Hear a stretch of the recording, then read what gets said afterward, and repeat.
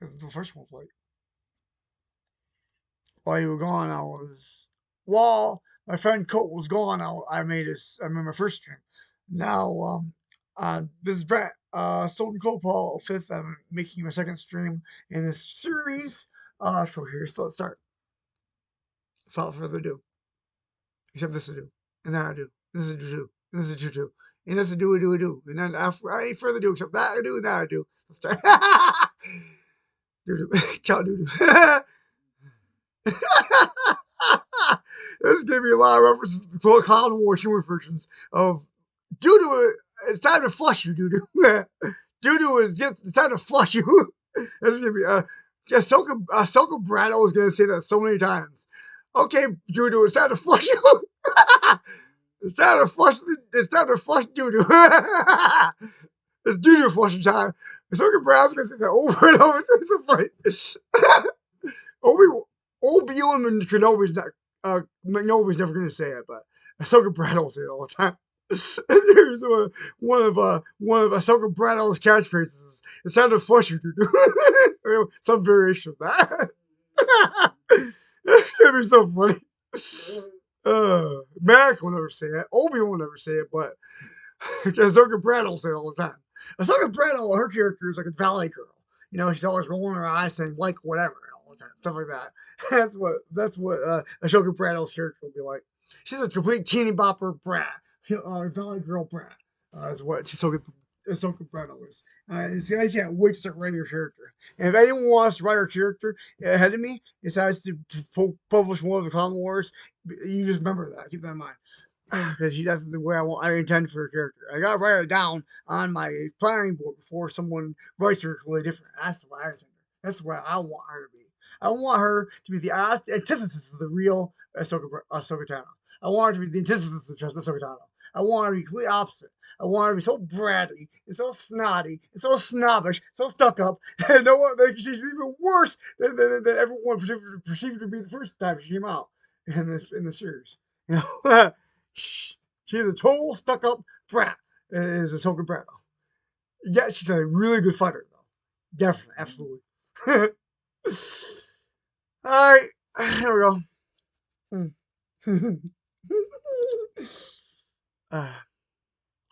Ready, go. Obi-Wan, okay, here goes. In the Heir to the Empire trilogy, wasn't it established that if you accelerate the aging process of a clone, that it would become mentally unstable? Therefore aren't all these clone troopers a little Lima bean soup? We cabling Owens make it a point to avoid the EU. It's confusing, sparks heated debate and raises too many questions. But yes, they are a little cuckoo. They like to act out, act weird, goof off, clown around. Their father is worried about them. And about Bubba, his son. Obi-Wan, I thought you said they were superior. Lima bean soup, oh they can fight. But their social behavior is strange. Obi-Wan, but if they are like that, and they are clones of Mango. No it's a long story. You saw their circus so you know what I'm talking about. Obi-Wan, personally, I wowed and want in. Suddenly, a group of various aliens are emerging from the darkness. Alien number 1, hey, we're looking for a chap named Perp. He disappeared one day and no one can find him. He was an esteemed Jedi Master and no one has any idea what he looks like. Alien number 2 hands Obi-Wan a slip of paper. If you ever see him, give us a subspace call, would ya? Alien number 1, thank you so much. They all walk away. Obi-Wan, well, I must be going. I'll give the council your message. SC-32 int. Tapioca Pudding City Clone Center Commissary Day. Lima Bean conducts Obi-Wan through a large eating area. No, we follows as the clones get into a massive food fight. SC-33X. Tapioca Pudding City, Parade Grounds Rainstorm Day. No, we very excited, magnificent, aren't they? Obi-Wan nods slowly. Down below, clones are fetching their helmets, putting them on, and marching in formation. No, we walks up to Obi-Wan and Lima Bean Soup. No, I will take you to see Mango. SC-34 int. KABLINGO static clean hallway Mango's quarters. No, Bubba, is your father home? Bubba, Dad, no, he's here. Out of the bedroom comes a man in a white hairy cloth robe, barefoot, his hair wet from a recent shower. Obi-Wan, you must be proud of your clones, they are impressive. A bit loony, but impressive. Mango, I'm just a simple man trying to make my way in the universe. Now I'm not just sharing a few calls. Obi-Wan ever made it as far into the interior as core money scant. Mango, I'm just a simple man trying to make my way in the universe. Obi-Wan, recently? Hey, what's that in your closet? Mango, in Pacific Islander tongue. Hey Bubba, what did I tell you about leaving that closet door open? Obi-Wan, I'm just a simple man trying to make my way in the universe. Bubba goes to close the closet door, and closes it. Obi-Wan, good day. He leaves. SC-35X. KABLINGO open door just outside of facility. Lima bean soup. Tell your council the 1st battalions are ready and remind them that if they need more troops it will take more time to grow them. No, we thank you. Are you sure you don't want any tapioca pudding for your long journey home? Obi-Wan, no thanks. South Carolina 36X. Tapioca City landing platform. Obi-Wan races to his fighter.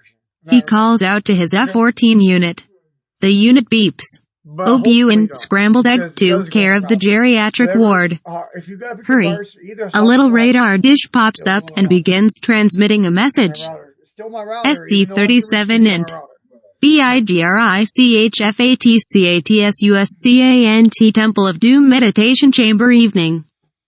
A hologram of Obi-Wan is live before Yoga and Mace Windy. These cloners are using a bounty hunter named Mango Fett to create a clone army. They claim Jedi Master Sofa Dofa put it in order for them almost 10 years ago. I was under the impression he was killed before that. Windy, they had no authorization from us. Bring the bounty hunter here. Yoga, question him, we will. Obi-Wan on a one-man fighter. Windy, put a spacesuit on him and tie him to the hood. Obi-Wan rolls eyes, yes, master. South Carolina 38 and NUHBOO Lake Retreat. Mannequin moves restlessly in his sleep. Mannequin, oh, pat me. Oh, yes. Pat me. Wait, what? As that you're not pat me. You, a man in a green and red sweater with knives on your fingers. Must run. Must run. Must run. Must stop and buy ice cream. 0.5 credits for a good humor bar. That's robbery. Must run. Must run. NICHAEL. Not before the 5, so she said 0.5. HACKSON. GAA. Michael Jackson. Must run faster. Is that mom? She S. No. Pat me. Is it really you? Let me fondle you and kiss you. Wait. You Richard Simmons. Richard Simmons? AHHHHHGH. Mom, no. No, I don't believe you. You not pat me. You are. Well, prove it, whoa. But mom. SC-39 next. NUHBOO Lake Retreat Lodge balcony. PATME walks in on Mannequin while he is meditating. Yeah. Mannequin, asterisk, asterisk, asterisk, asterisk, asterisk, asterisk, asterisk, asterisk. Then you'll know Don, you ever knock? Now I need to start all over again. What a way to spoil my concentration. PATME, you had a nightmare last night. Mannequin, I don't have nightmares. PATME, I heard you. And I could also hear you snore. From 2 rooms down the hall. Mannequin, I don't snore either. PATME, you're lying. Mannequin, smiling, I don't lie. PATME, smiling back, you're full of asterisk, asterisk, asterisk, asterisk, you know that? Mannequin laughs, if I tell you about my dream, will you get out of here? PATME leans close, no. You know, over the past few days She kisses him passionately. Mannequin suddenly pulls away. I saw a city in the clouds. Friends I have there. I must go to them. I gotta help them. I know that if I go now, help them I could, but I would destroy all for which they have fought and suffered. PATME, Wada. Mannequin, my mother's in pain.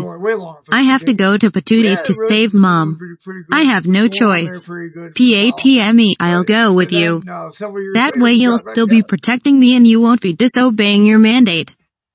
Mannequin, not serious, what about Master Obuin? They look at each other and burst out laughing. They kiss and fall to the floor. PATME, it's getting hot in here. May I take? GL, next scene please. South Carolina, 40X. Next scene, please. Tapioca pudding KABLINGO landing platform brainstorm day. Honey, one can tell whether it's day or night, I can't explain.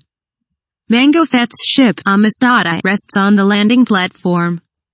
Mango and Bubba Fett are preparing to board. Mango is holding a red, yellow, blue, green, and purple umbrella over him and his son. Obuin rushes through the tower door and towards the ship. Bubba, Dad, look. He's getting all wet. Mango tossing Obuin a second umbrella. Bubba, get aboard. The bounty hunter rockets onto the top of a nearby tower. Mango fires down at Obuin, who is shielded by the umbrella. Obuin launches an arrow net from the tip of his umbrella, which Mango dodges. Obuin then rapid fires several stun rays, all of which miss Mango. Inside the cockpit of Amistad, Bubba brings the weapon systems online.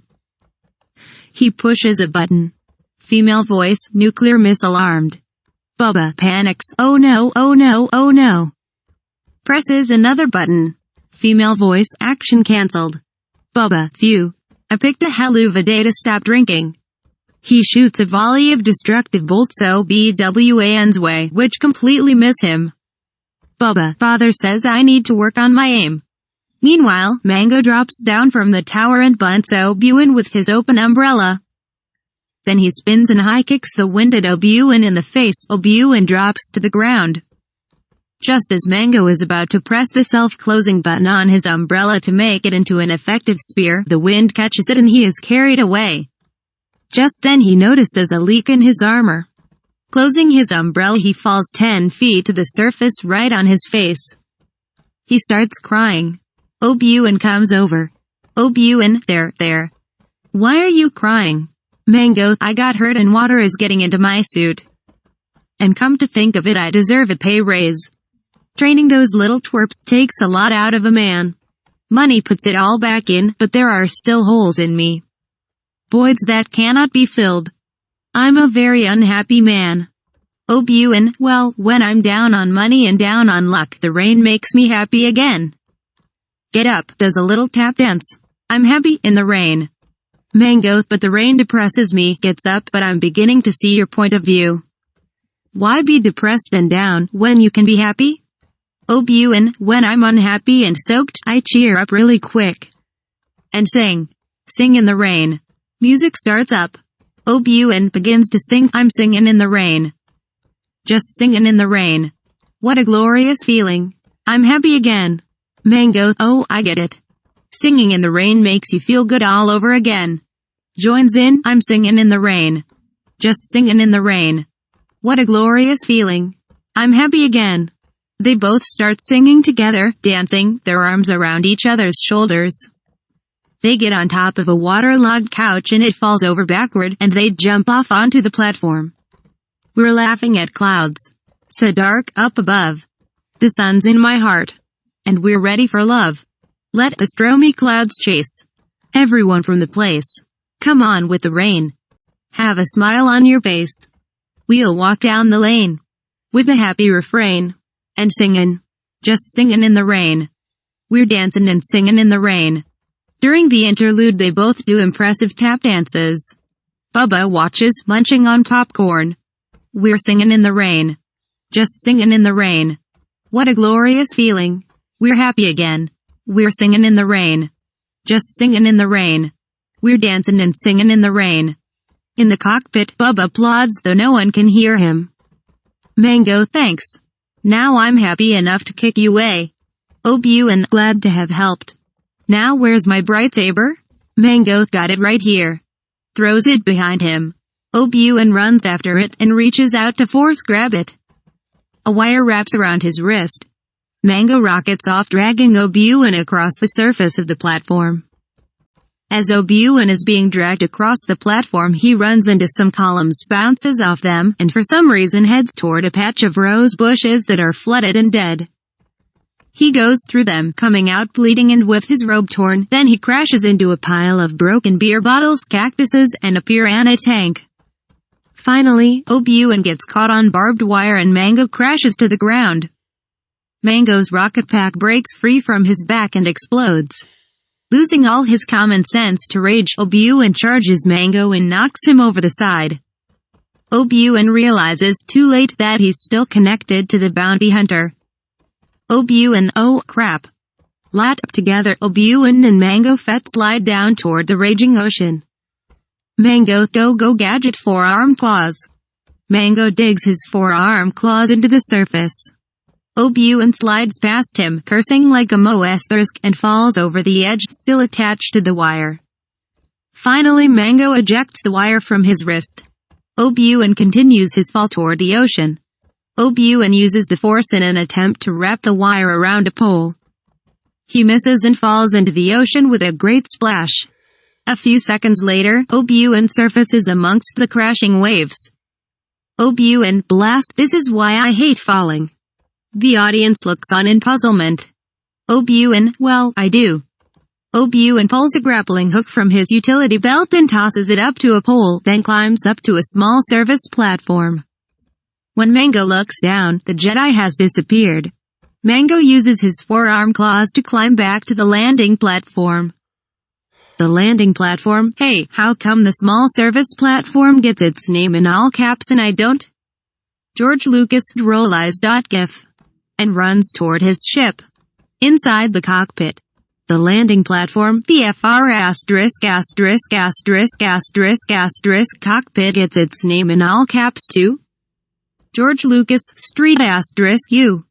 Boba Fett settles into the pilot seat. He punches buttons. The engines roar. Obi-Wan comes running out onto the landing platform. The landing platform, I quit.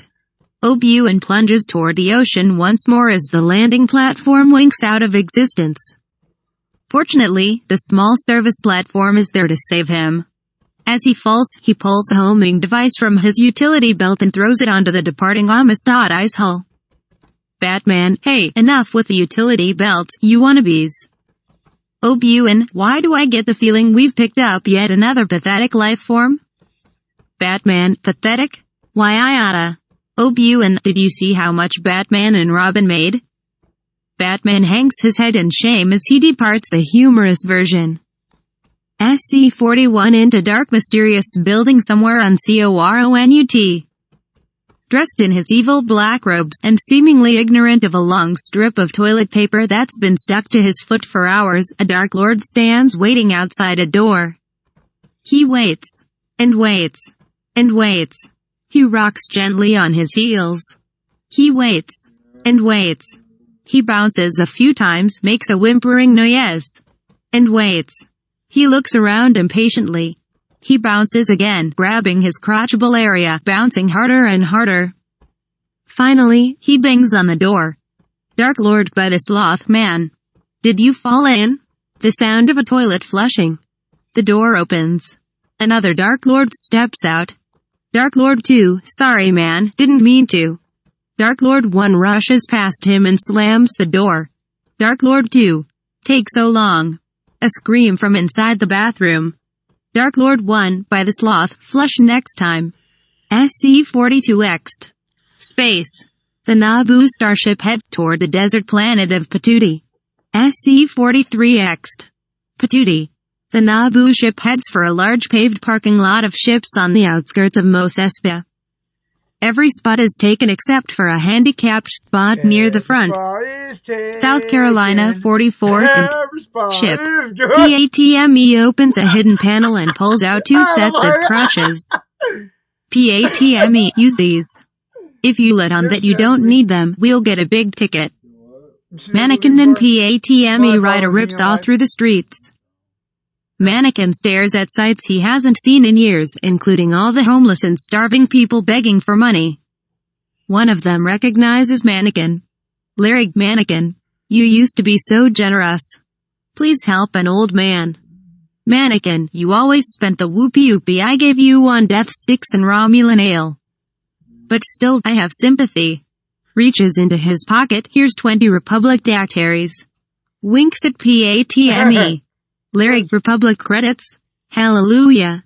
They used to be worthless out here but now they're worth 10 times what they're worth on Corsair Weekend. Mannequin, damn it. That's all I had with me. Finally, they come to PLATTO's junk shop, which has turned into a large franchise with stores in Most Easy, Most Clysley, Most Despa, Most Vespa, and many other locations throughout Patooty's most densely populated regions. Mannequin to the droid driver, wait please. Mannequin and PATME get down, but stop dancing when they start getting strange looks. Sitting on a stool in front of the shop is Plato, talking to a similar-looking creature that resembles a Muppet. Plato, to Gonzo, Chubba Dawanga no Chubba ni Chubba nong Dawanga. Diwanga wana. Gonzo, Chuba Pudu. Daiwana Wango Dawanga. Boshuda. Mannequin, chut Plato. Let me help you with that. Mannequin takes a part from PLATTO's hands and changes it into a hyperdrive motivator. Plato looks at him. Plato, hey, Monty, yeah sure have grown. What are you doing wearing Jedi robes? Y'all think I'm stupid or something? You're too weak and stupid to be a Jedi. You're probably the laughingstock of the Order. What did you impregnate all the female Jedi? Oh, there's probably plenty of Mannequin to go around. You probably will. Recoils from Mannequin's ignited saber, which is at his throat. Mannequin, shut up. Just shut up. I took enough of this asterisk when I was your asterisk slave. Now where's my mother? Gonzo makes a decreed exit. Plato, well, you see, I sold her, yeah? I sold her and the guy set her free and married her, yeah? Set her free and married her. Yeah, that's it. Mannequin, where are they? Plato, on the other side of Most Easy, I think. Mannequin, let me see your records. Plato, well now, that's not. Mannequin moves in closer, the blade centimeters from his throat. Mannequin, let me see your records.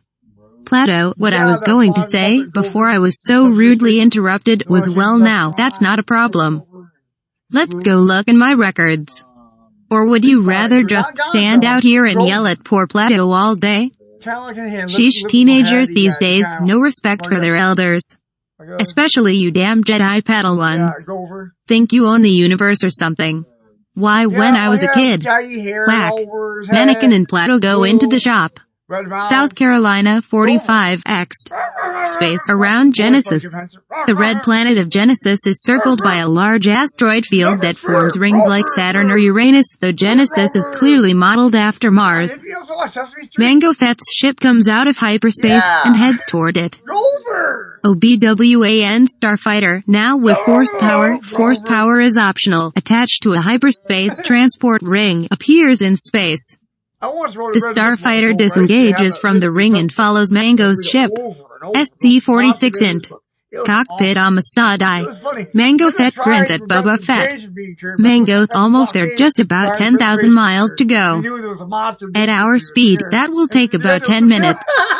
Bubba, which means we're going about 2,400 miles a minute, which is about 144,000 miles per hour and 40 miles per second. Mango, truly wonderful is the mind of a child. Correct you are, Bubba. Whack. Mango, ow. Who hit me? Bubba, Dad. Look. Someone's on our radar. He's tracking us. Mango, not this ship, sister. Bubba, sister? Anyway, we'd better lose him before he drags us both into another singing number. Mango, blast. This is why I hate flying. We'll move into the asteroid field. Bubba, you're not actually going into an asteroid field. Mango, he'd be crazy to follow us. The ship moves into the asteroid field. South Carolina 47 int. Cockpit Jedi Starfighter. Obi-Wan, there is no way I am going in there. I'll have to go around and catch him on the other. Hey, F-14, what the hell are you doing? The starfighter shoots into the asteroid field, and Obi-Wan barely manages to regain control. F-14, beep fiddle deep. Obu and Our blast. Gonzo species This is why I hate Astro Pops. A huge asteroid barrels toward the ship but is knocked aside by a much larger asteroid with a hole in the middle, which Obu and flies through. Ghost of Li gone, there's always a bigger asteroid. Ha. Beat ya to it. Obu and there's always a bigger ego. Ghost of Li gone, damn. Ligon's ghost disappears and there is a grin of pure satisfaction on Obwan's face. Bubba sees Obu on the screen. Bubba, look dad. He's following us. Mango, this baby's got a few surprises left in her, sweetheart. Bubba, sweetheart. Amistad releases a charge which drifts toward Obu. As the charge approaches the starfighter, ARFOUR beeps. Obu sonic charges. Stand by. The charge detonates, emitting a sound of unspeakable horror. Whitney's tears. My loneliness is killing me, and I must confess I still believe. When I'm not with you I lose my mind. Give me a sign. Hit me baby one more time. Obu no. Obu grits his teeth but continues to fly through the asteroid field. Amistad releases another sonic charge. Asterisk NSTYNC. It's tearing up my heart when I'm with you. But when we are apart, I feel it too. And no matter what I do, I feel the pain. With or without you. Obu and ARRRGGGH. OBWAN starfighter begins to swerve wildly, but somehow still manages to follow Amistad. Mango tearing up my heart and soul. Bubba, dad. Mango, what son? It's a catchy song. Mango's ship narrowly avoids a large asteroid. Bubba, someday you're going to be wrong and I just hope I live to see it. Obwan's ship dives in front of theirs. Obu oops. Whoa. Is that a purple cow grazing on the grassy asteroid over there? F-14, beep at a beep. Translation impossible. Obu well, if sound waves can travel through space, I suppose anything can happen. Mango's ship starts firing rapid-fire lasers at Obu who dodges them either because A. He's a Jedi and can sense where they'll hit. B. His ship can move faster than light to dodge lasers at sublight speeds.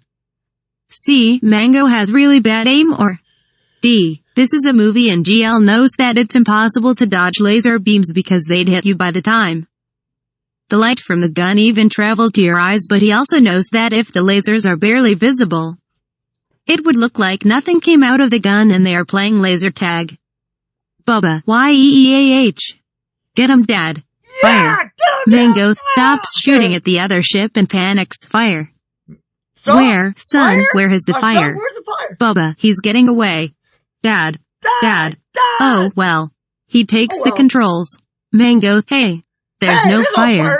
You tricked me. You little snot. Bubba reactivates the lasers and scores a direct hit on the starfighter. It tumbles, crashes into an asteroid and explodes. Mango, good job, son. SC-48 int corrosive Temple of Doom Knight. Kiati money, this water is contaminated. Yoga, tastes fine, it does to me. Sai put it with all the other ones. Kiati falls over, dead. Mace Windy, Key. No. In the shadows, a figure waits. Yoga, I sense something. Shush. Suddenly, the lights go out. A glow stick comes on, held by Yoga.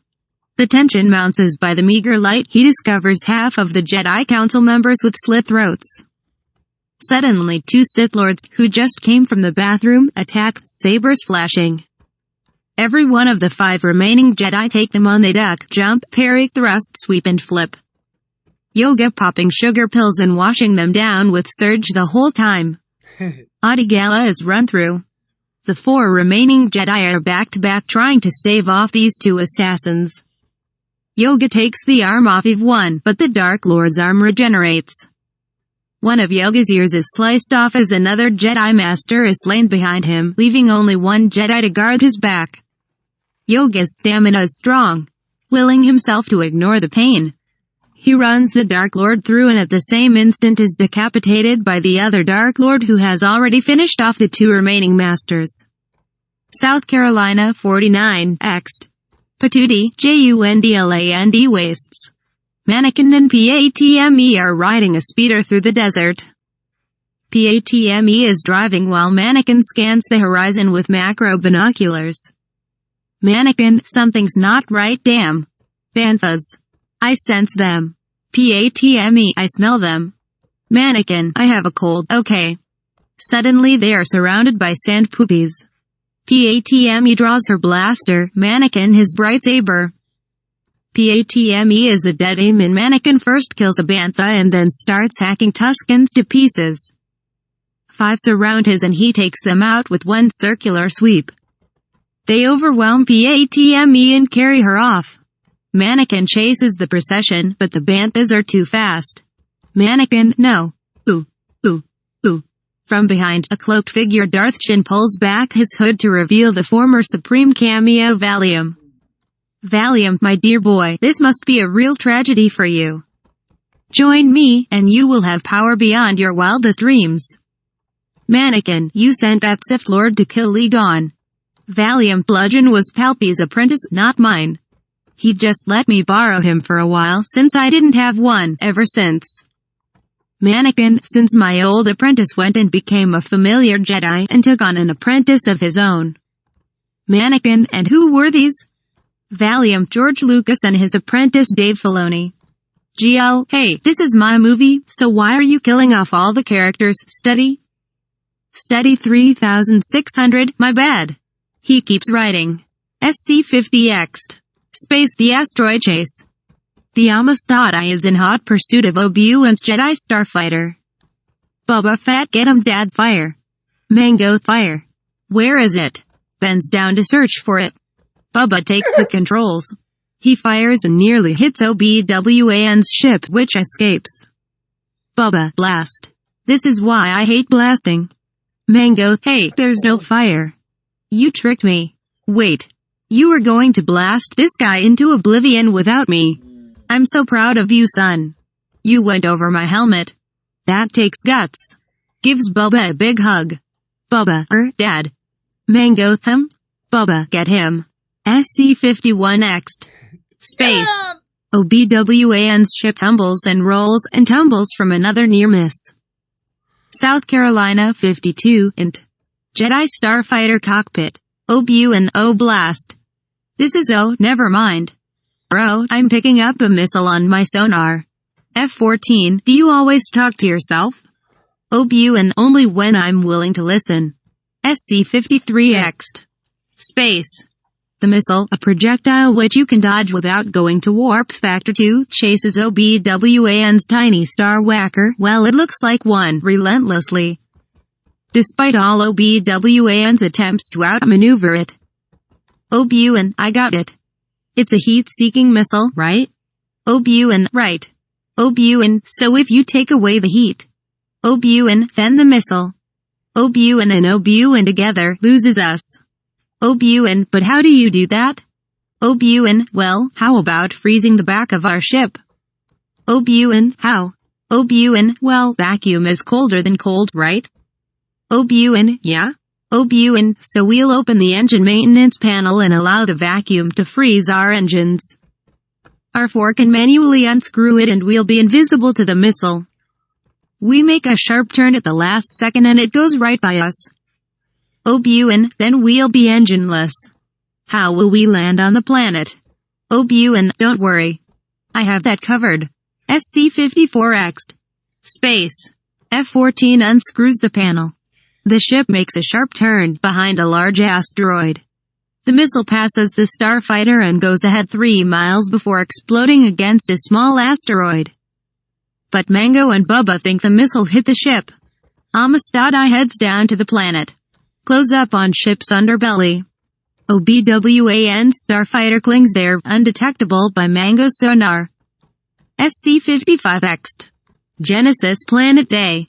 Mango's ship enters the atmosphere and gets to within 5,000 feet of the ground.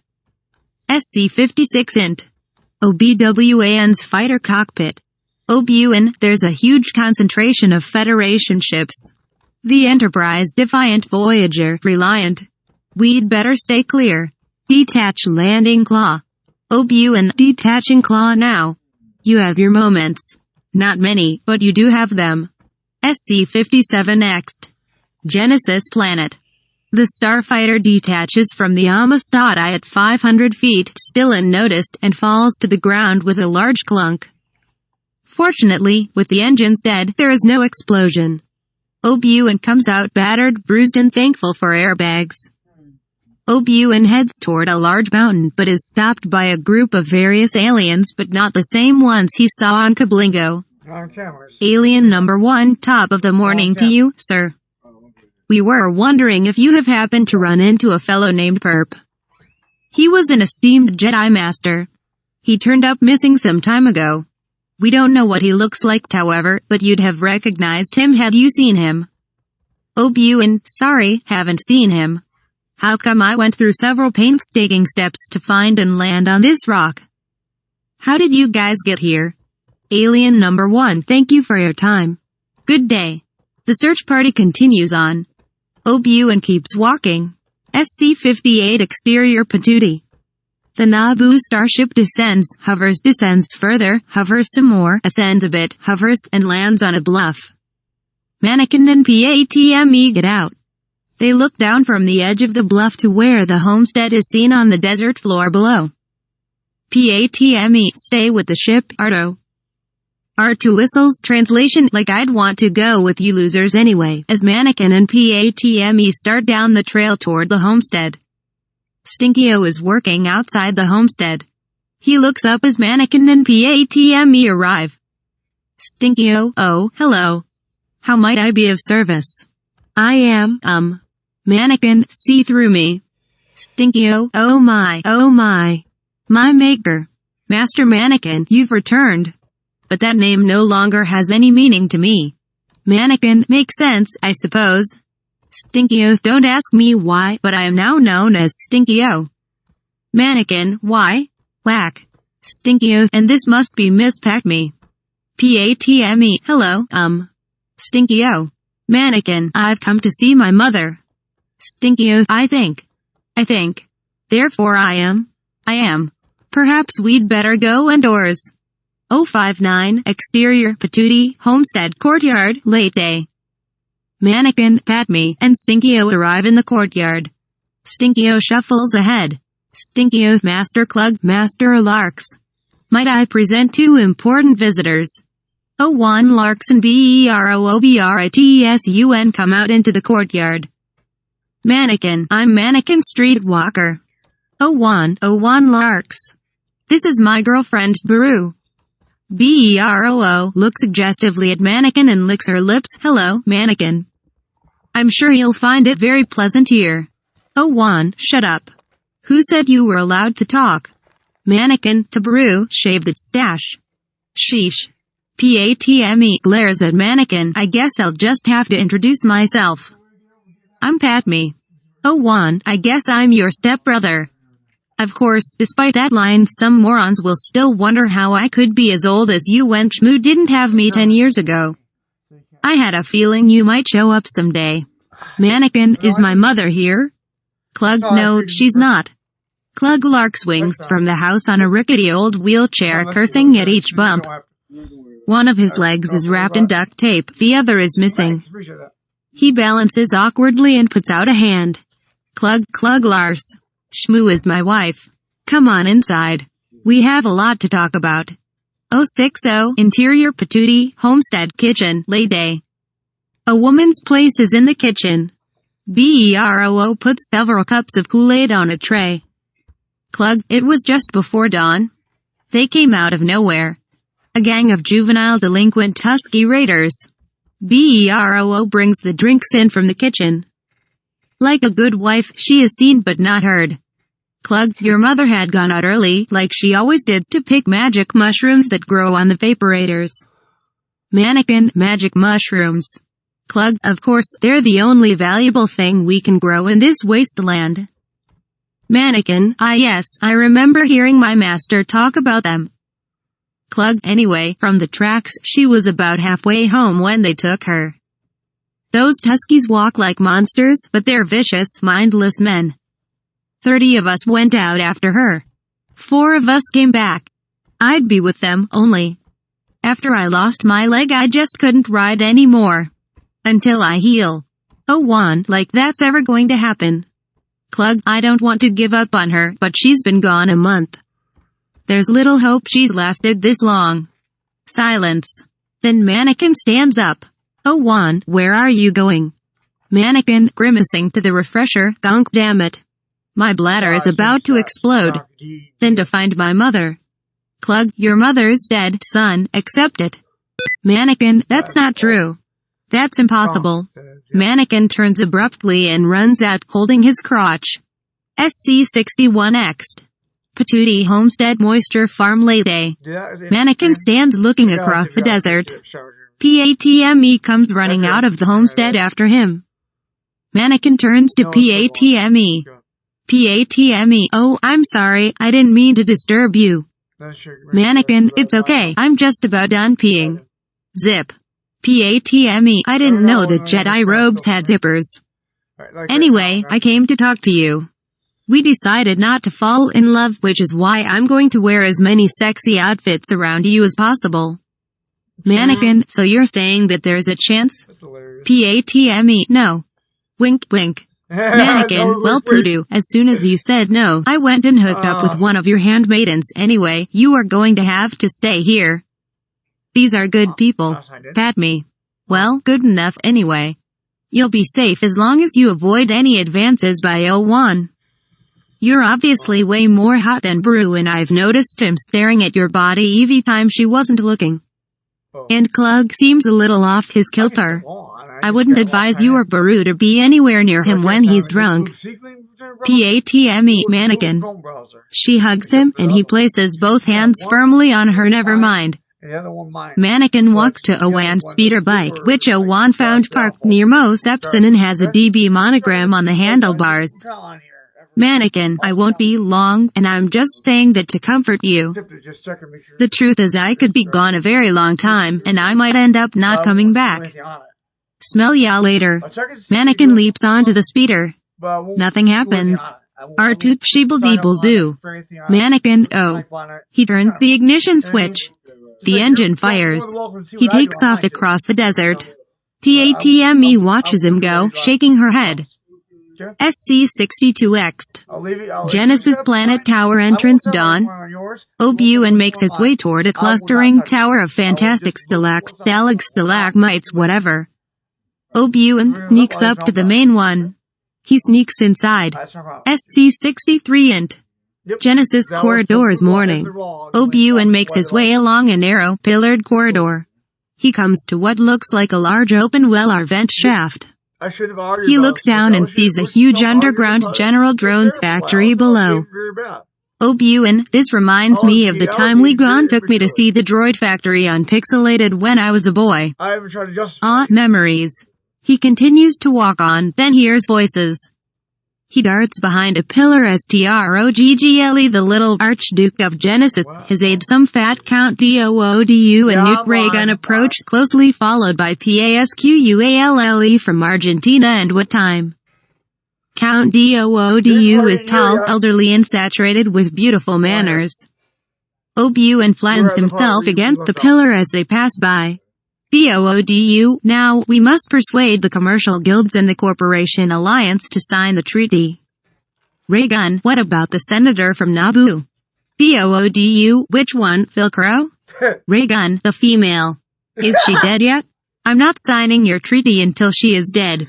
Doodu, oh, come now. That was 10 years ago.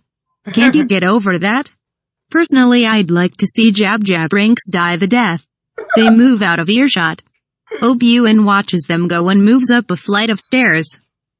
He arrives at a narrow Gothic archway and looks down through it. SC64 inch Genesis Planet Bugbound Conference Room Day. Troggle the Lesser and his two aides are at one end of a large round conference table. Count Doodu is at the head of the table. Mango Fett stands behind his chair. That's what came out. Around the table are Newt Reagan, Ruin Haako, Chien Pio, Tesla Bucktooth Tour, and a Commerce Guild dignitary, Sohlden, What Time, Sam Hill Pasquale from Argentina, and Thanos. DOODU, as I explained to you earlier, I am quite convinced that 10,000 more systems shall rally to our cause with your support, gentlemen. What time? What you are proposing could be construed as treason. Sam Hill presses two buttons on his person and toast pops out of the top of his head. The toast is done. The Techno-Union Army is at your disposal. Count. Shoehorn, the rich, greedy, fat cat bankers clan will sign your treaty. DOODU, good, very good. Our friends from the Trade Federation have pledged their support, and when their Tinker drones are combined with the Tinker drones of the Jennisons, we shall have an army greater than any in the galaxy. The Jedi will be overwhelmed. The Republic will agree to any demands we make. Can I have a piece of that toast, Sam? Sam Hill, sure. Do you like jam? DOODU, why? Yes, I do. A chest compartment opens on Sam Hill and we see a familiar food. Sam Hill, do you like green eggs and ham? DOODU, I'll try them later. SC-65X. Tusky Raiders campsite, night. His searches ends with him finding the Tusky Raiders camp where the juvenile delinquents are camping out. He looks around to see a small crowd dancing around a bonfire in some sort of weird ritual. He sneaks around the camp seeing other weird sights. Men playing with alien dogs. Little Tusky Raiders practicing their torture techniques on other animals. He soon comes across a hut and uses his BRIGHTSABRE to burn a hole in the wall and steps in. He sees a sight that will haunt him for the rest of his days. 66 int. Tusky Raiders hut night. Mannequin whispering to himself, what the hell? In the hut is his mother. Wearing Victoria's Secret underwear and laying seductively in a large bed posing for pictures that are being taken by a photographer named Hans Gruber. WHO speaks in a cheesy Euro trash accent. Hans Gruber taking the pictures with laughter in his voice. Oh, yes. Shmoo. Yes. Give me more shmoo. Yes. Baby. Oh, yes. You are so hot, yeah. Face me, you sexy thing. Turn around. Yes, like that. Take the apple, take a bite. Lots of fruits, yes. I can hardly contain myself, you are so sexy. More like an animal, yes. You are an animal, shmoo. Roar for me, baby. Don't take the apple out your mouth, not just yet. I love my job. Yes. Mannequin yelling out, what the hell? Mom. Mannequin's sudden outburst stops the session as SHMOO turns with a gasp and Hans looks from his camera to see WHO the voice belongs to. Hans looking at Shmoo, who is this Shmoo? Don't he know we are in the middle of a session, yeah. SHMOO looking painfully embarrassed trying to cover up what little she has on. Hans, this young man here is, my agent, yeah, my agent who, just got back into town. Hans, why would your agent call you, Mom? SHMOO, you know kids these days, always looking for a mother figure, hee. Hans, let me have a few words with him, okay? Hans, with a wide grin on his face, oh guy, we will take 5. This will give me time to go and put in a new roll of film, yeah. The photographer leaves the hut as Mannequin walks over to his mother. WHO is putting on her robe. SHMOO, pissed off, what the hell are you doing here? Mannequin, looking distressed, I was having bad dreams that something has happened to you, and I decided to come and seek you out. Whack. SHMOO, your dumb asterisk was supposed to come back here and free me from slavery. All of a sudden, you just thinking about this now. Mannequin, rubbing his head in pain, I was busy. SHMOO, wide-eyed, too busy to come and free the person who carried you around for 9 months. Went through 12 hours of labor to spit all 8 pounds and 6 ounces of you out of me, not to mention the fact of raising you, feeding you, taking care of you when you're sick, putting you through slavery school and worrying about you with the slave masters walking around the compound. Making sure that you grow up to be some sort of credit to our race and a decent citizen at that end. Mannequin cutting her off and stretching out his arms with a smile. And here I am. SHMOO, hands over hair face. Oh God. I failed miserably. Where did I go wrong? Mannequin, whatever. Anyway, Plato said that you was freed and that you gotten married. I met my stepfather. He said that you was a loving housewife. SHMOO, correction. I was a bored housewife. I mean, let's face it. I was stuck with a dead-end job. Plato was not fulfilling my needs. Mannequin, frowning. Plato, I wasn't fulfilling. SHMOO, cutting him off. It's a long story, forget it. Anyway, being a slave was becoming such a drag. Then I was freed and I met Clug Larks. I thought that I would finally be getting some real action. Nope. Not over there. One round. And he's out for the night. Mannequin, still frowning. 1 round. SCHMOO, scrutinizes him. You're not entirely virginal. You figure it out. Anyway, then I got this modeling gig with Hans, and oh boy, he gives me exactly what I need. Mannequin flies into a rage and goes out and slices Hans Gruber, who is smoking a cigarette as he loads his camera in half. Then slaughters all the Tusky Raiders in the camp. Then he comes back into the hut and finds his mother has died from heat exhaustion. Mannequin, AAAAUUUUGGGGHHHHH. SC67 int. The big city-wide PLANETUSCANT Temple of Doom game room night. Yoga on his floating platform and Mace Windy are busily engaged in a game of foosball. Mace, if you make one more force-assisted goalie shot, I swear. Suddenly Yoga's hand goes to his temple and a look of concern crosses his face. Yoga, young streetwalker has done something awful. I feel pain, death. Young streetwalker is in terrible pain. Mace, welcome to the dark side, young mannequin. SC68X Genesis Day.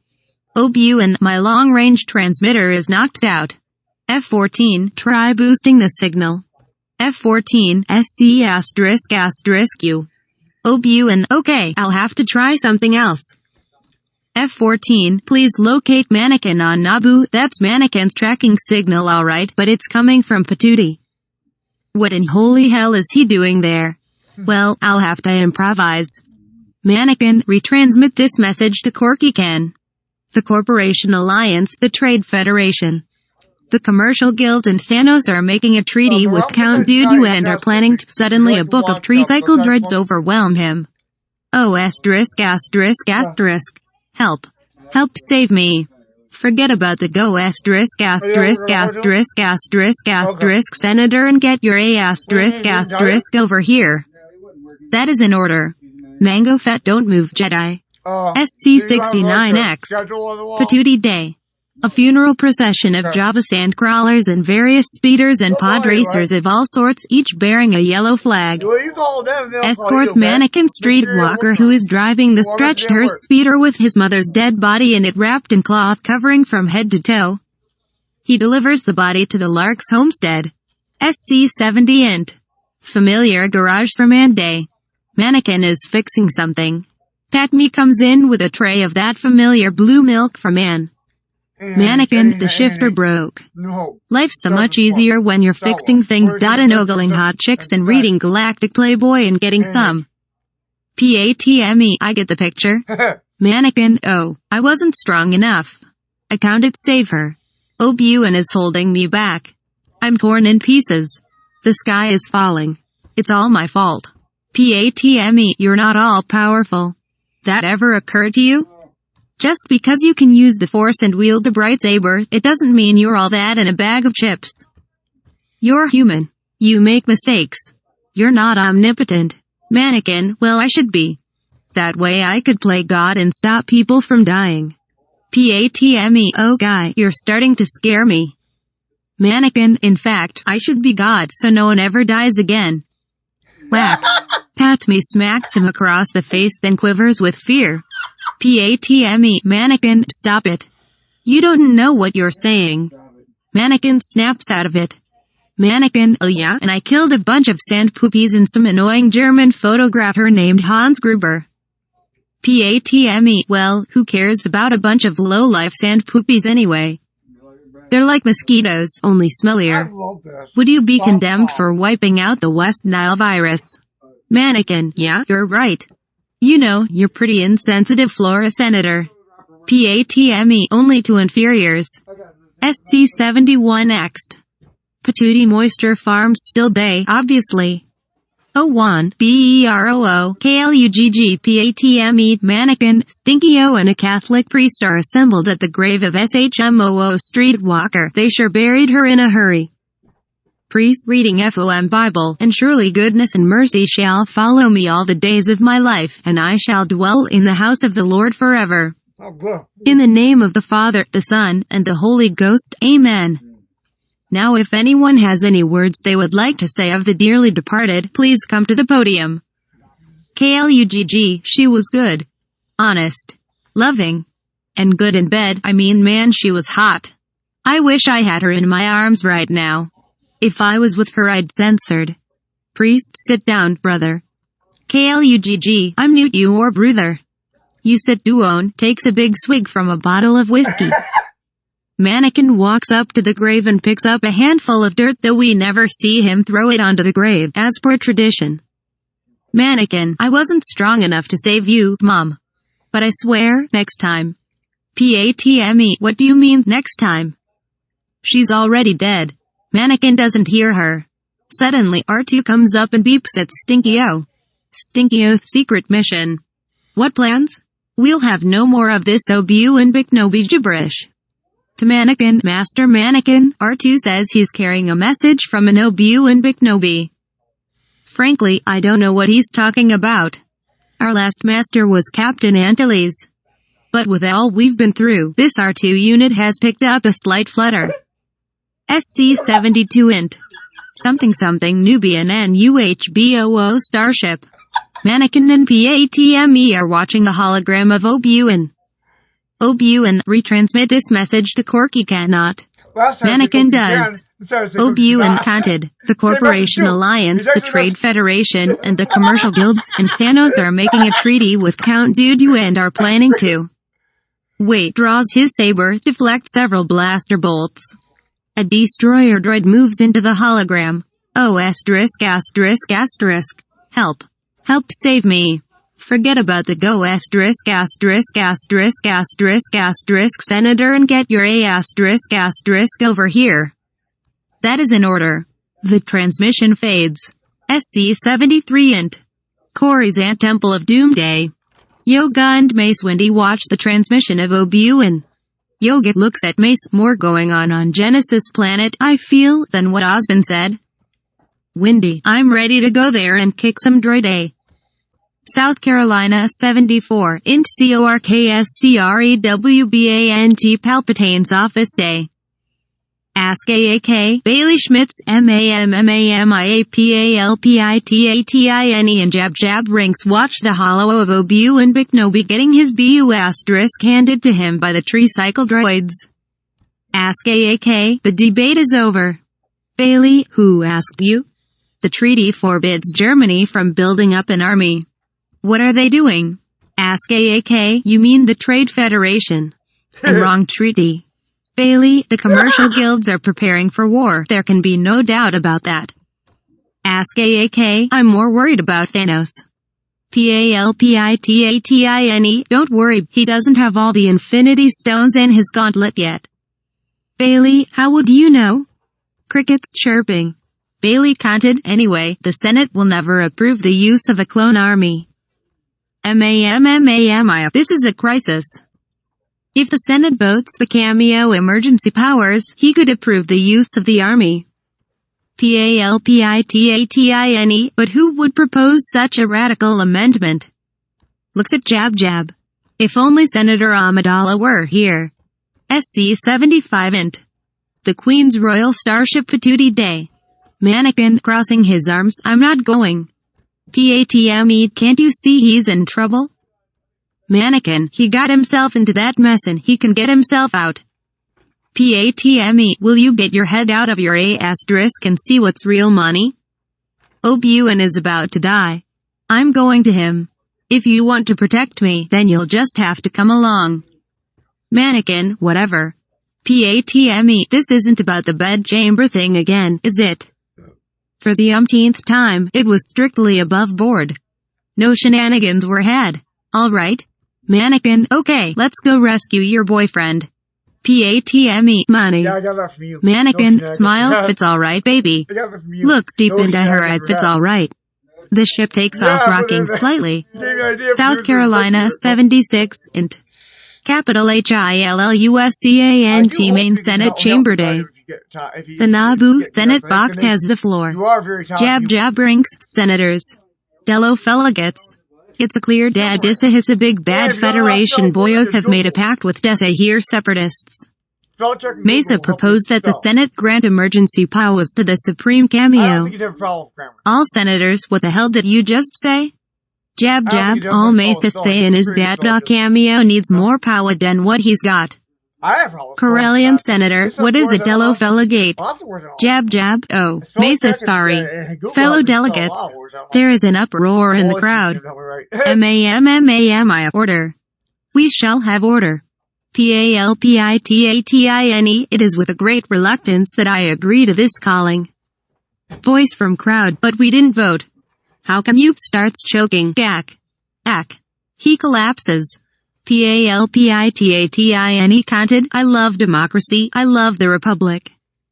The fact that this crisis is demanding I be given absolute power to rule over you is evident, borrowed that line from outdated script.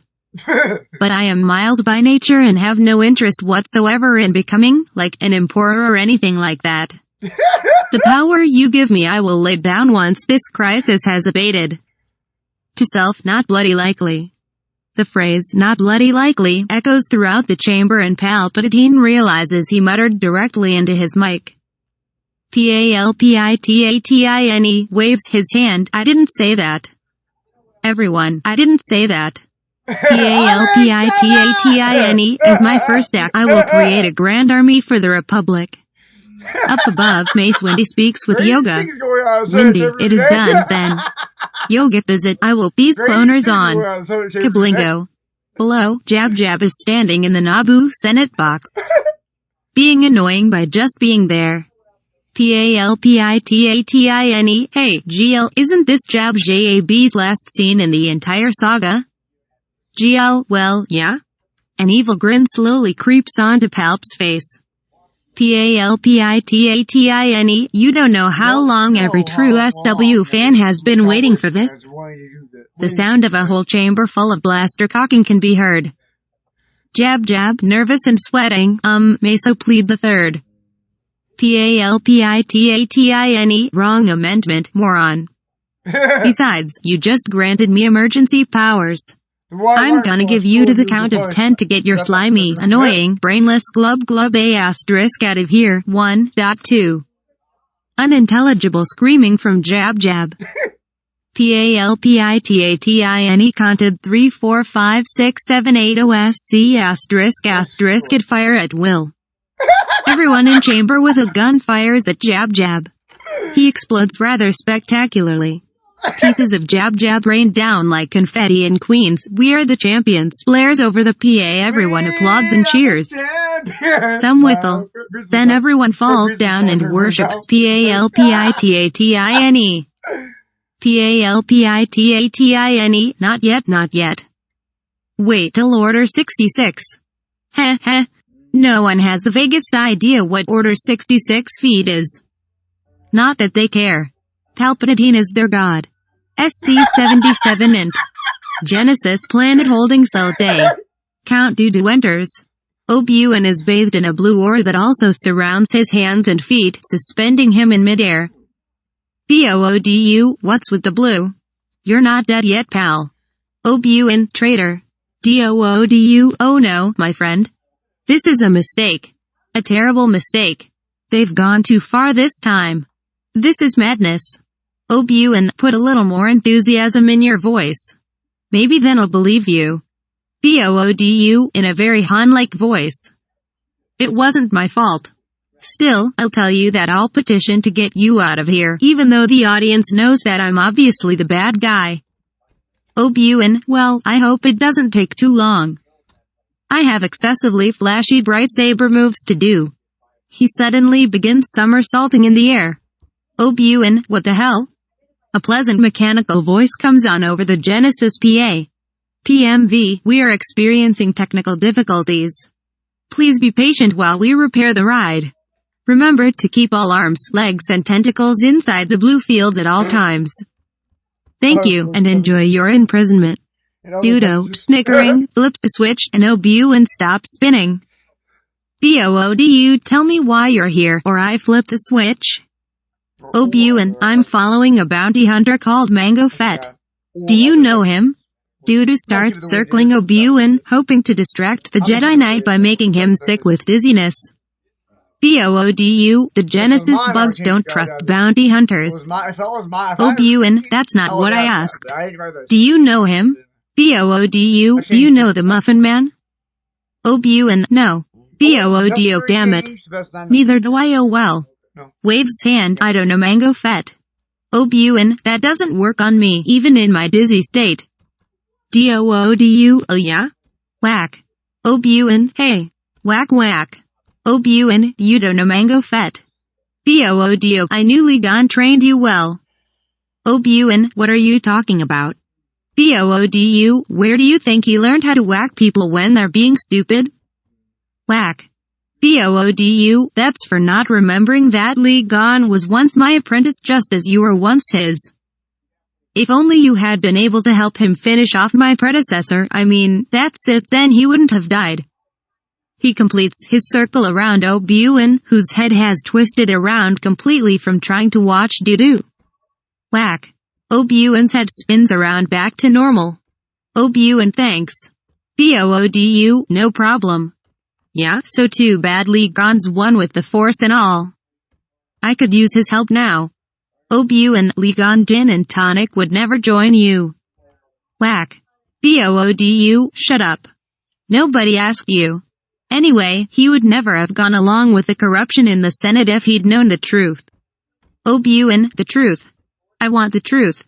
Doodu, you can't handle the truth. You know why. Because you're not as good looking as Tom Cruise in a Navy uniform. Obuin, try me. Doodu, did you know there's a big bad Sith Lord named Darth Chin controlling the Senate? Obuin, no. That's not true. That's impossible. Doodu told you, didn't I? You can't handle the truth. Jack Napier, ripoffs. Obuin, but the Jedi would know about this. Doodu, the dark side clouds their judgment, my friend. The Jedi are led by a Muppet who's almost 900 years old. Darth Chin can kick his green BU asterisk any day. Anyway, Newt Gunray was allied with Chin but got screwed over, so he came to me. Obuin, why are telling me stuff that everyone already knows? Doodu, so we can throw in a few twists and surprises. You know, move the plot along. Obuin, what plot? I thought this movie was just about me getting medieval on everyone.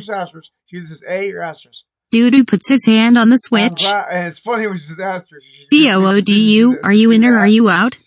The bearded one, George Lucas himself, holds up a cue card. GL, whispering, pissed. Your line is, I will never join. Obuin, I know what my line is. GL, sorry. I just thought you might have been too dizzy to remember your line. And come on, that plot joke was in poor taste. Remember, I think visually, not by story. Obuin, neither I like Gin and Tonic nor I would ever join you. Doodu, it may be difficult to secure your release. Walks out. Obuin blows raspberry. SC-78X. Space. On the way to Genesis Planet, Padme and Mannequin stop for lunch at an intergalactic McDonald's. They dock their something-something Nubian ship with the airlock adjoined to the speaker pay window. And pick up window. Mannequin to PATME, tell them I want 2 double cheeseburgers, a 6-piece McNugget, and a large fry. Speaker, BO, 1 minute. 5 minutes go by. PATME, ma'am? Hello. Speaker, 1 minute. Mannequin to PATME, I bet she's trying to piss you off.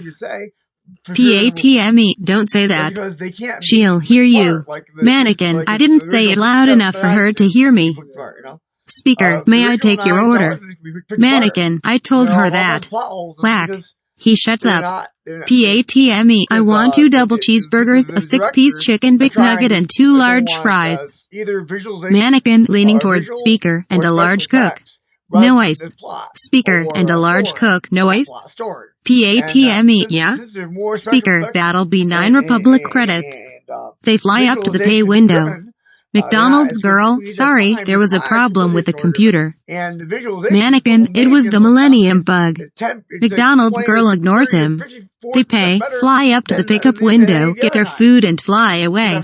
Because I'm so good PATME, handing Mannequin the bag, just get my stuff out of there. Mannequin gives her her fries.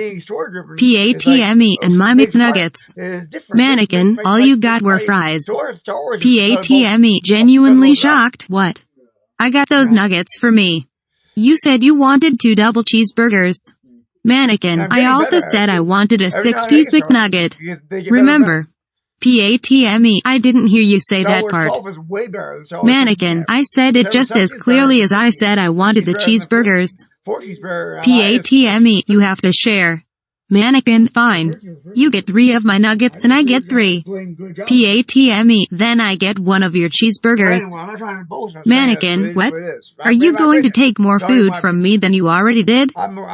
We split the nuggets and that's final. They keep arguing until Mannequin says, Mannequin, okay, you get 1 of the cheeseburgers. I get the McNuggets. PATME, fair enough. They eat as the ship continues heading for Genesis, South Carolina 79, and Steady 3600's current location day. Steady sits at his computer wondering if anyone but Dali and Miana Kenobi, neither of whom contribute, gives a damn about this thread. He wonders if anyone even reads it. He is sad because the humorous versions are so great. But perhaps people just stopped caring back in 2002 right in the middle of the production of 2 of them. Steady, if only Perp were here. A blue ghost appears beside him. Ghost of Perp, hey, if all else fails, do what I fucking RIKKAN did in ESB. Steady, you mean go it alone? Write the rest of this by myself? I couldn't. Ghost of Perp, sure you could. You're funny enough. Maybe, just maybe, people will read it and be interested in contributing to Revenge of the Sith humorous version later. Steady, yeah, everyone will have their own ideas for parodying that. It'll be real popular, I bet. It may even bring you in back. But I must let people know that even though I am writing, they can still feel free to add on. I really don't want to hog this thread. Ghost of Perp, you must do what you feel is right, of course. Disappears. With new confidence, Steady begins pecking out the next scene in the movie. South Carolina 80X. Space. The something Nubian heads towards the rings of Genesis planet. SC-81X. Genesis planet day. Mannequin pilots the ship close to the ground, weaving around towering rock formations. PATME, see those columns of steam straight ahead? They're exhaust vents of some type. Mannequin, how do you know they're not natural phenomenon? PATME, the script. Mannequin flies into the column of steam, which carries the ship to the top of it. The ship spins out of control. PATME, I didn't say fly into it, you moron. They crash land on the surface. As they prepare to leave the ship, head me turns to Mannequin. PATME, let me do the talking, okay? The last thing we need is you killing everyone in there with your bright saber. As a member of the Senate, perhaps I can find a diplomatic solution. Mannequin, I'd argue with you, but I've got other things to do. PATME, like what? Their eyes meet. Oh, you animal, you never get enough, do you? A half hour later, Mannequin and PATME come out of the ship, Pat me rebuttoning her shirt, Mannequin zipping up his fly. They begin to look around. SC-82 int. Cockpit something Nubian day. R2 whistle beep prattle. Stinky oath my obtuse little friend, if they'd needed our help they'd have asked for it. You have a great deal to learn about human behavior. R2 what? Help them? I'm the little droid who could that gets no appreciation around here. I'll be up now. They can rot in hell. I'm a machine. Stinky Oath, you can talk. Maybe I'm a machine with R2, you. help, I You're always never a machine, could. however. We But can when do I it. beep and I make know baby you're sounds, no one Yeah, can you're understand not me alone, and I you're can not say alone. whatever I Like, want yeah, behind their you watch backs. something. Very Yeah, convenient. I'm top anymore. Stinky Oath, what Yeah, were but you all saying mine. then? Look at my stuff. I I'm can not a usually person. understand your beeps. Unless if I'm looking- R2, unless I it's said not I mine. hope I'm they not never gonna come do back. anything on your Good account. riddance. I won't do anything on Stinky your Oath, come account to think of until- it, I don't want to be If left you're here allowed to look at my alone. stuff, but What if you're they a don't come machine. back? That's sacrosanct. R2, You don't gee, say I never anything thought of like you're a that. machine. Let's Just go. watch your, SC83 int. Genesis Corridors Day.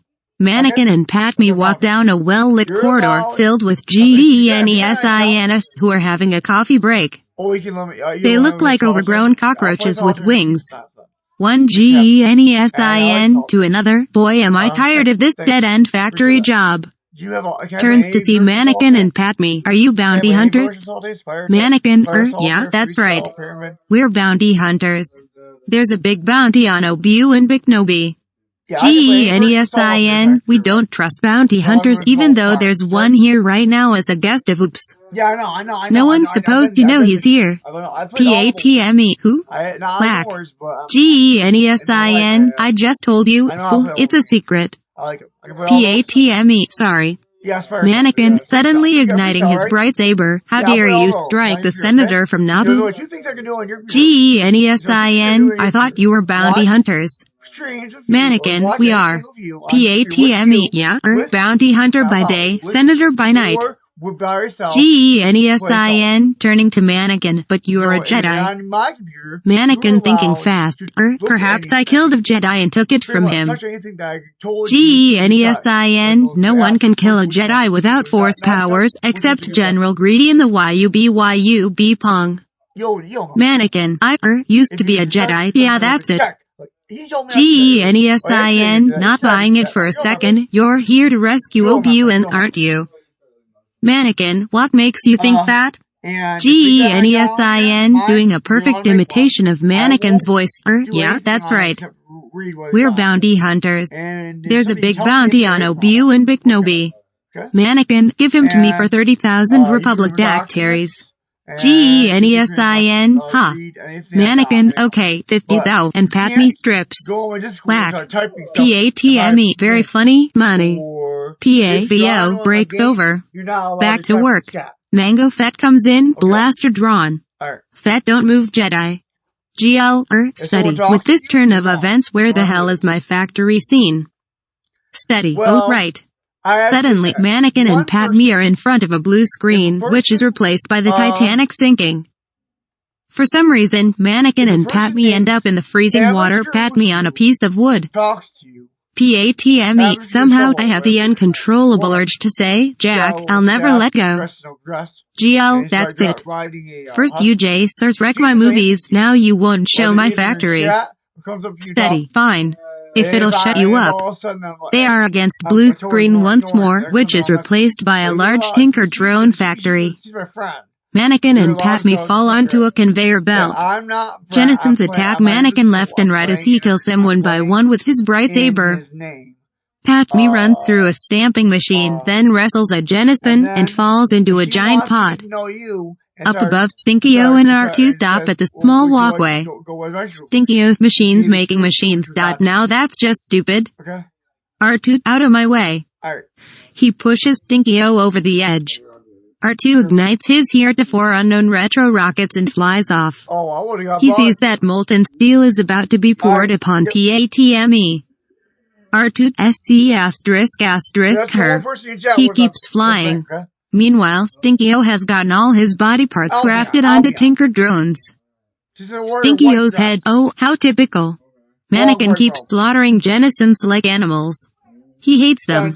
Then his saber hand is welded onto the conveyor belt. Somehow he gets it free but his saber is demolished. Mannequin, damn. Then Mannequin sees PATME in danger and goes to the controls to stop the steel pouring machine. Then a GENESIN pushes him in with her, and the pot falls to the ground. They roll out. They are surrounded by tricycle dreads and Mango Fett. Mango, don't move, Jedi. SC-84 Interior Genesis Conference Room, Day. Count Doodio sits at a large conference table with Patme on the far side. Mannequin stands behind her, discreetly ogling her luscious curves with 4 Genesis bug guards also checking out Patme standing behind him. Mango Fett stands behind Count Doodio and 6 Genesis bug guards stand behind him. Patme, you are holding a Jedi Knight Obi-Wan Kenobi. I am formally requesting you turn him over to me, now. Doodu, I don't think so. Obi-Wan and Mace Windu, hey, that's my line. Doodu, he has been convicted of espionage, as well as 3 counts of corrupting a minor and 7 of indecent exposure. He also has 53 outstanding parking violations. He will be executed in just a few hours, I believe. Count Doodu smiles. Patme, he is an officer of the Republic. You can't do that. Count Doodu, we don't recognize the Republic here, Senator, but if Naboo were to join our alliance, I could easily hear your plea for clemency. Actually, I can easily hear your plea for clemency already, but I'm choosing to ignore it, you see. Patme, Naboo will never join you. Patme pauses, a thoughtful look on her face. Patme, but maybe this will do instead. Patme eyes Count Doodio seductively and begins to remove her shirt. Porno music starts up in the background. George Lucas cut. Patme, what is this getting too racy for you? George Lucas, no, it's just. Brandish's script, I decided that this scene has way too much dialogue in it. I'm a visual storyteller, remember? Let's get this over with and get to the big action sequence. Take it from the end of this scene. Mango, take them away. South Carolina 85 int. Genesis High Audience Chamber Day. Mannequin and Patme are standing in the center of what looks like a courtroom. Well, if it only looks like a courtroom, then what is it? Seated before them in a tall boxed-off area is Troggle, the Archduke of Genesis. He is accompanied by his underling, some fat. Off to one side sit separatist senators Chien Pio, Tesla, and Bucktooth Torah. Next to them are commercial dignitaries Shoehorn, Newt Bregun, Pasquale from Argentina, What Time, and Sam Hill of the Intergalactic Bank One clan. Along the wall are 100 GENESINS. Some fat, you have been charged and found guilty of impersonating bounty hunters. Troggle, do you have anything to say before your sentence is carried out? Mannequin, I am taking Obi-Wan and the Wookiee. You can either profit by this or be destroyed. It's your choice, but I warn you not to underestimate my powers. Troggle laughs. Count Doodu, where was he in the scene description? Simply smiles. Ray Gun, carry out the assassination. I want to see her head on my desk. Patme, you were behind the assassination attempts. Ray Gun, yes. Your little insurrection is at an end, Your Highness. Now let's sign the treaty and end this pointless debate in the Senate. Whack. Ghost of Li gone, hey. Rehashing TPM lines is my job. Troggle, your other Jedi friend is waiting for you, Senator. Take them to the Gladiator Ripoff Arena. 4 bug guards take hold of Patme and Mannequin. They are escorted out of the chamber. SC-86 Interior Genesis Tunnel to Gladiator Ripoff Arena, day. In the gloomy tunnel, Mannequin and Patme are tossed into an open cart. The murmur of a vast crow, Maximus is heard off-screen. Bug guards extend their arms along the framework and tie them. Jeff 42, hold on, I got confused for a second there. The bug guard's arms are Mannequin and Patme's arms. George Lucas, oh, you writers and your obsessive attention to clear pronoun usage. Whose arms do you think, so that they stand facing each other? Mannequin, don't be afraid. Patme, I'm not afraid. Mannequin, you'll be. Patme, I'm not afraid to die. I've been dying a little bit each day that I've been away from Naboo. Mannequin, what are you talking about? Patme, I love Boss Nasty. Mannequin, what the asterisk asterisk asterisk. Pat me, you heard me. Mannequin, wouldn't, doing it with a fat ugly gun can destroy your life. Pat me, I think our lives are about to be destroyed anyway.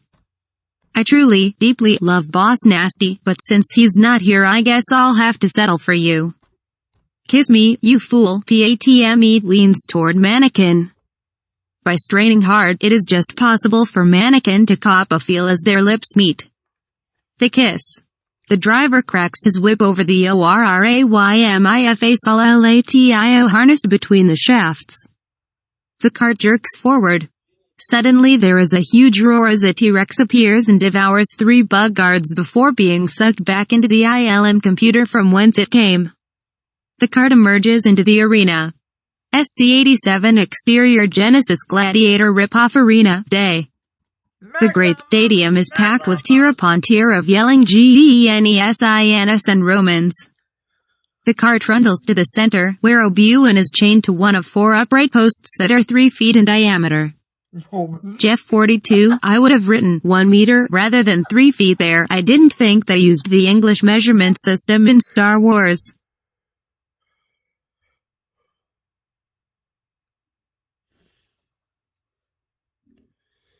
George Lucas, shut up. The cart stops. Patme and Mannequin are taken down, dragged to posts, and chained to them. Mannequin is in the center. Patme has had a lot of experience being chained up, if you know what I mean, and she pulls the wire from her clothing and places it in her mouth. O'Buin, I was beginning to wonder if you had gotten my message. Mannequin, I retransmitted it just as you requested, Master. Then we had some hot, wild sex. Then we decided to come and rescue you. O'Buin, good job. Mannequin, beaming obliviously, thanks. It's always nice to get a compliment from you, Master. You could do it more often, you know. Whack. O'Buin, looks like someone's sarcasm detector is broken. Mannequin, who's? Whack. Their arms are pulled above their heads, and the cart drives away. There is another roar as the T-Rex escapes from the ILM computer and devours the cart and its driver in one bite. TROGGLE the Little Count DOODU, Newt Bragun, the FETTS and Emperor COMMODUS arrive in the Archducal box and take their places. TROGGLE, let the executions begin. The crowd goes wild. Among the crowd are some girls. When the girls go wild, Snoop Dogg appears with a video crew to film the action. From different gates around the arena, 3 monsters are driven in. One is a Rikachu, bull-like, one is a Texamexu, lion-like, and one is a WHACKLAY, a kind of dino lobster. Jeff 42, a kind of dino lobster? What's a dino lobster? Whack. The monsters are accompanied by a number of run-of-the-mill Roman lions. All the creatures are driven in by PEKADORS carrying long spears and riding ORRAYMIFA SOLLATIOES. The PEKADORS poke the monsters toward the center, then retire to the perimeter. 2 of the PEKADORS, fed up with their jobs, instead retire to an UHBOO. Mannequin, I've got a bad feeling about this. Jump. The Texamexu springs. Patme leaps from the top of the post to land on the T-Rex behind Mannequin. The T-Rex runs away, around the arena. The Texamexu bounds after it. The T-Rex passes the wounded WHACKLAY and O'Buin. O'Buin runs and leaps onto the back of the T-Rex behind Patme and Mannequin, who mounted it first, and starts feeling Patme up. Patme shrugs him off. Patme, I'm a one-man woman now, O'Buin, so back off. In the Archducal box, Newt Bragun turns angrily to Count DOODU. Newt, this isn't how it's supposed to be. Mango, finish her off. DOODU motions for Mango to stay put. Fed is enjoying the spectacle. Especially Patme. DOODU, patience, Velcro, she will die. Mango, she's no good to us dead. DOODU, quiet you. Tricycle dreads roll to the center of the area where they transform and surround the T-Rex and contain the Jedi and PATME. SC-88 Exterior Genesis Gladiator Ripoff Arena, Day. Mace Windu steps into the tunnel leading to the Archducal box, strutting like he owns the place. Course, who's the Jedi Master? That makes all the ladies' hearts beat faster? Mace. You're damn right. Mace Windu grins, bobbing his head in time to the music. Course, who is the man? That would risk his neck for Obi-Wan. Mace. Can ya dig it? Who's the cat that won't cop out when there's danger all about? Mace. Right on. You see this cat? Mace is a bad mother. Shut your mouth. But I'm talking about Mace. The music fades out as Mace Windu enters the Archducal box. He strikes a pose of sheer badassery, a cocky sneer on his face as he ignites his lightsaber and holds it to Mango Fett's neck. No one, Mango Fett least of all, seems to notice. All eyes are still on the surrounded heroes on their T-Rex. More specifically, all eyes are still on the very scantily clad PATME. Mace Windu. Hey, come on guys, would you mind sparing a glance over here? Keeping up an expression this cool looking isn't easy, you know. Count Doodu turns to see Mace Windu standing behind him. The cocky sneer is once more on Mace Windu's face. Mace Windu, this party's over. Boba Fett, but we still have 3 kegs of Jawa juice to finish. Mace Windu signals, and at strategic places around the arena there are sudden flashes of light as about 100 Jedi. Rick McCallum, wait just a minute, we didn't budget for that many extras.